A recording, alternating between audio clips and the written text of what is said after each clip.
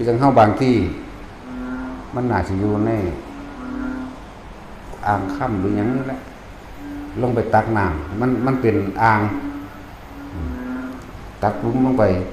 พอโวอยู่บักไงตัวบักไงได้ตาหัวมันเนี่ยพอโวขึ้นมาตักปุ๋มลงไปกับพอโวใส่นี่เขาตัก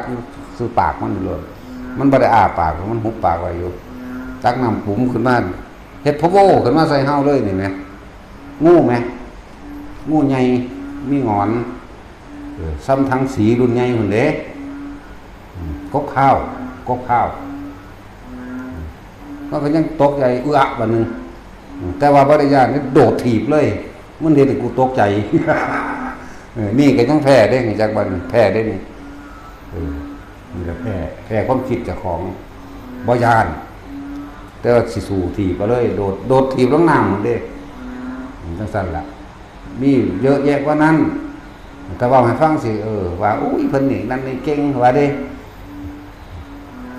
พูดเทียบเวลาเฮาเจอกับเหตุการณ์จริงประสบการณ์จริงที่เฮากำลังกระทบในตอนนั้นเฮากระทบเวลาลมพายุมาเฮาก็ย่านลมพัดกกไม้หักทับมังเจ้าของอยู่กุฏิเจ้าของอยู่ย่านตายเห็นบ่เวลาฟ้าห้องฟ้าผ่าลงมาพยานฟ้าผ่าเจ้าของนี่แหละนั่นมันออกนอกตัวบัดเด้ย่านลมพัดกกไม้ทับกุฏิเจ้าของตายย่านฟ้าผ่าเจ้าของออกเบิดบ่ซั่นสิว่าฝึกไว้บ่ฝึกอยู่ในตัวเองบ่ให้ไปคิดถึงลมพายุฝนฟ้าบ่ให้ไปคิดถึงเสียงฟ้าห้องฟ้าผ่าให้เข้ามาสู่ลมหายใจบ่จื้อบ่จำบ่เกิดหยังขึ้นให้กลับมาหาลมหายใจเด้อก็สิบอกทุกเหตุการณ์นั่นบ่เนาะมันหลายก็จังว่าอยู่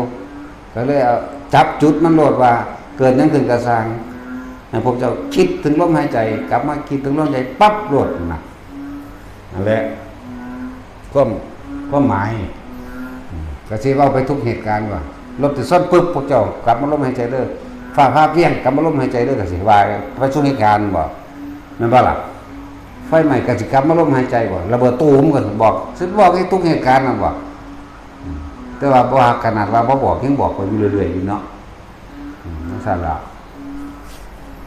ก็ยังว่าให้มันชินเกิดหยังขึ้นมันจะกลับมาเองเป็นอานาปานสัญญา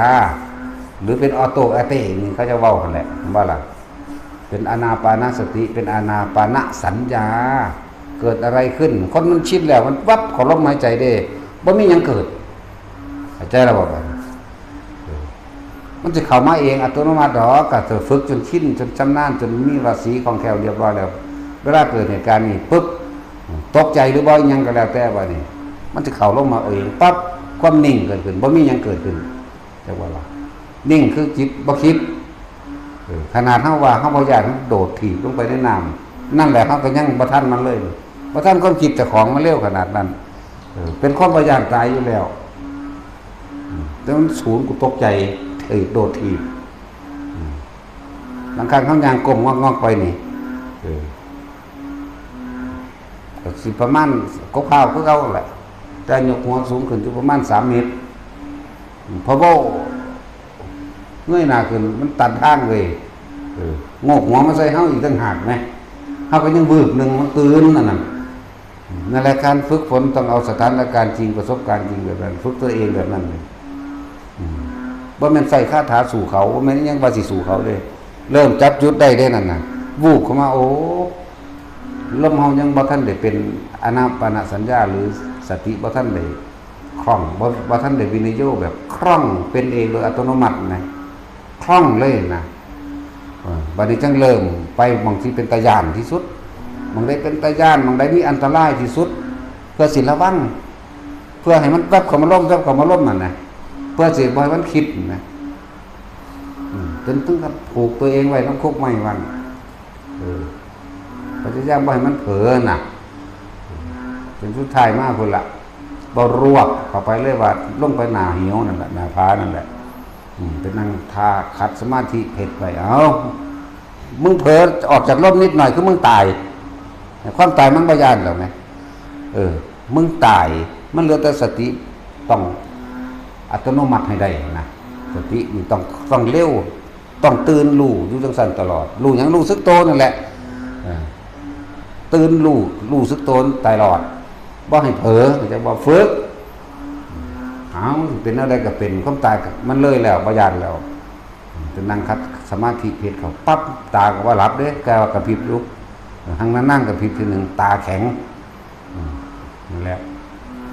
กระพริบทีนึงดอกกระหังกระพริบอยู่ลมก็พัดพอลมเด้บ่ได้แม่นว่าบ่มีลมเด้ออยู่สูงๆนั่นเด้อเว้ยอยู่กันแล้วแถมซ้ำบ่ได้สแตกยังซ้ำแหน่ถ้าผู้ใดเข้าไปได้จังซั่นแล้วเขาเจ้าสิว่าตำหนิผู้อื่นได้เพราะเขาเจ้ารู้ลึกซึ้งในประสบการณ์เขาเจ้าเองเข้าใจในสถานการณ์จริงเนี่ย